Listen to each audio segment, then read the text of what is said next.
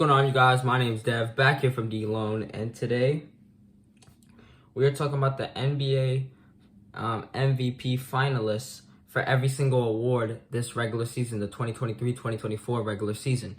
So if you guys enjoy the type of videos I do, please like, subscribe, and we're trying to get to 200 subscribers by the end of the year. So please leave a like and subscribe, and that'll be greatly appreciated. So yeah. We're at 105 subscribers right now, and we've already uploaded over 100 videos this year, and it's only 4 months into the year, so we grinding. I've been slacking a little bit, but I'm coming back, and hopefully you guys enjoy these videos. Please like, subscribe, and peace. And hopefully you enjoyed the last video talking about every NBA game 1. When game 2 is over with, every single game 2, we're going to be talking about every single game 2, just like how we did with game 1. So when every single game is over, we're going to be talking about it. So let's get into this video. I feel like I'm yapping too much. Let's get into this video because it's not even about that. It's about the finalists for every single award. I'm not going to do MVP to start off with because I want to leave the best for last. So what is like the weirdest award? So we're going to start off with Coach of the Year finalists. So the Coach of the Year goes to the coach who did the best. It could be off-season signings. It could be rebuilding. It could be anything for the best coach of the year. And the first finalist for the coach of the year, there's 3 for each finalist.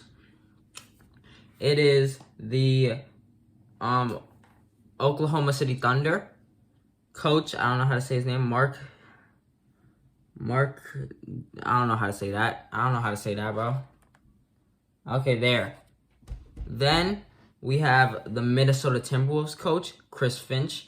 All of these coaches were coaches who weren't really in the playoffs last year and finally got into the playoffs this year because the Thunder was a bad team for like the past 2 years. For like the past 4 years, and they finally got into the playoffs again as the number 1 seed. Crazy upbringing. Then Chris Finch for the Minnesota Timberwolves. Also, their team has been making the play-in every single year since the play-in has been in there, but they finally made the playoffs for real this time. I know they made it last year and fought the Denver Nuggets in the first round, but this is like their actual first year in the actual NBA playoffs.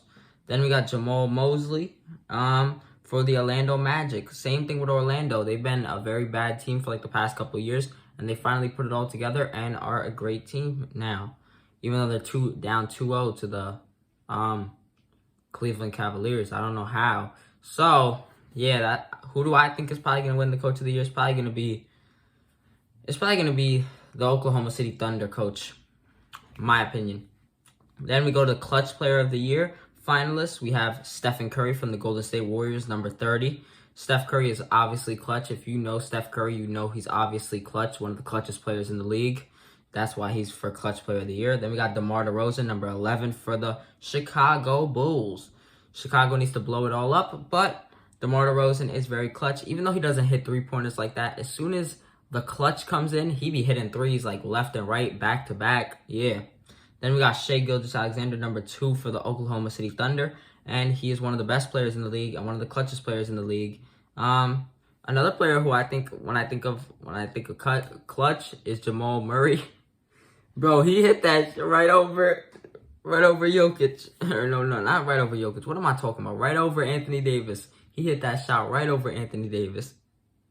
Who do I think is going to win this? I said it before. I said Stephen Curry is probably going to win the award. I might have to do like a video of just me saying who I think. No, this is probably going to be my video that I'm saying every award. Then we go to the 6th Man of the Year, and we start off with Sacramento Kings, number 0, Malik Monk. Malik Monk did get injured at the end of the year, and they're not even in the playoffs anymore because they got eliminated in the play-in. But he was very good when he was coming off the bench as a 6th man. Then we got Bobby Portis for the Milwaukee Bucks, who is also doing very good, and they are still in the playoffs. So we still get to see Bobby Portis go to action. Yeah. Then we got Naz Reid, number 11, for the Minnesota Timberwolves. And Minnesota very much use Naz Reid very much, and the fans really love him over there. Even though he's off the bench, they have probably the best bench centers because they have Nas Reed, and that's really all they need, Nas Reed, because Nas Reed is like that. He's a dog. And I think I said Malik Monk was going to win.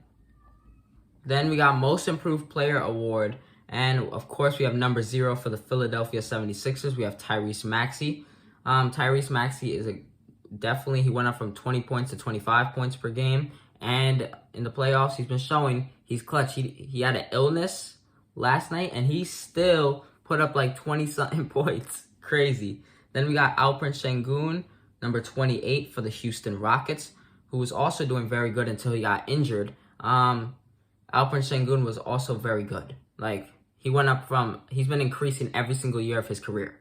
Then we got Kobe White for the Chicago Bulls, number 0. And also, he's been having on and off seasons, but this year has finally been showing that he is the best player, not the best player on the Bulls yet, but he's probably going to be one of the best players on the Bulls eventually. He already is, but he's probably going to be the best player on the Bulls eventually.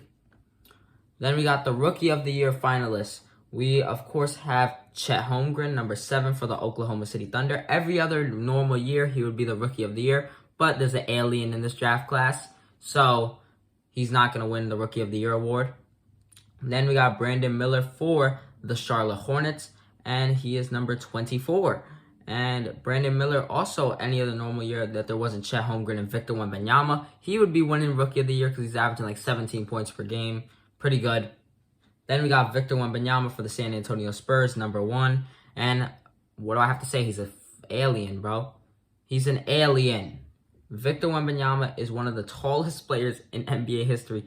And he's already a top 15 player in the league, or maybe top 20 player in the league as a rookie. Crazy. Then we got Defensive Player of the Year finalists. And we, of course, have Bam Adebayo, number 13 for the Miami Heat. Miami really could use some defense against the Celtics right now, because the Celtics are probably going to make it 2-0 today, probably. If they play today, yeah, they're probably going to make it 2-0 because Miami don't have Jimmy Butler. But Bam is a very good defender. Then we got Rudy Gobert for the Minnesota Timberwolves, number 27. And Rudy Gobert is probably going to win the Defensive Player of the Year this year. If it wasn't, even though I think Victor Wembanyama should win it because his statistics actually look better than Rudy Gobert, but they're probably not going to give it to him because he's a rookie.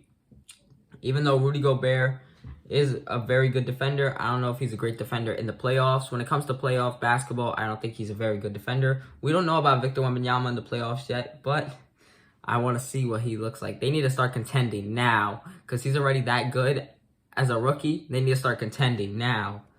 Then, finally, and I think I said Rudy Gobert would win the Defensive Player of the Year. I said Victor Wembanyama would, of course, win Rookie of the Year. I think I said Tyrese Maxey is going to win Most Improved Player, even though I think Kobe White should win it. Then I think Malik Monk should win Sixth Man. Curry should win Clutch Player. And now we finally get to MVP finalists. And, of course, first we have number 77 for the Dallas Mavericks. We have Luka Doncic. Luka is the definition of a bucket. Luka only had one bad game this year, and a bad game for him is probably like 15 points. Every other game, he's put up at least 20 points. And Luka is definitely one of the front runners for MVP. He's in the top 3. Then we go to the Oklahoma City Thunder. Number 2, Shai Gilgeous-Alexander. And Shai is a bucket for Oklahoma City Thunder. And Shai is also... All 3 of these players are averaging... No, Jokic is not averaging 30. But Shai's averaging 30 and Luka's averaging 34 on the regular season. And in the playoffs, they still stay with like their statistics. They both still average 30 in the playoffs. That's why they're the elite players of the league. Then we got number 15 for the Denver Nuggets. We have Nikola Jokic, who's probably going to win his 3rd MVP, even though I think might be Luka or Shai. Jokic is very elite. Denver really is a very great team when Jokic is on the floor, even without him on the floor. And Jokic is probably, these players are definitely, I would also add Giannis into this category and even Jason Tatum and all them, because those are the elite players in this league. So who do I think is going to win MVP?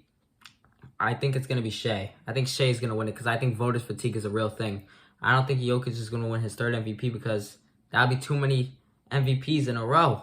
So, if you guys enjoyed this video, please like, subscribe, and I'm going to start being consistent, hopefully again. So please like, subscribe, and I have a new kind of video coming up for you guys. It has to do with a different type of sport. So please like, subscribe, and peace.